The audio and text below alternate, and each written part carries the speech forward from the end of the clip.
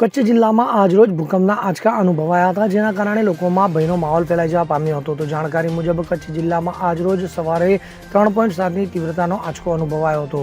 Institute of seismic રિસર્ચે આ જાણકારી આપી છે. તો આ અંગે જિલ્લા પ્રશાસને કહ્યું કે ભૂકંપના કારણે કોઈ જાનહાની કે સંપત્તિ કે અન્ય કોઈ વસ્તુને નુકસાન થયું હોવાના અહેવાલ નથી.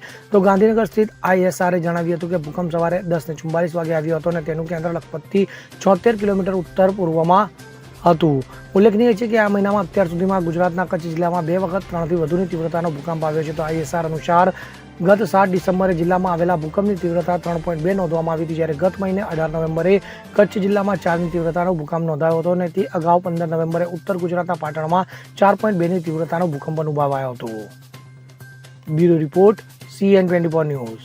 હવે જુઓ દેશ દુનિયાની તમામ ખબરો તમારી આંગળીના ટેરવે. ઉઠાવો મોબાઈલ અને Google Play Store પરથી ડાઉનલોડ કરો અમારી CN24 ન્યૂઝ મોબાઈલ એપ.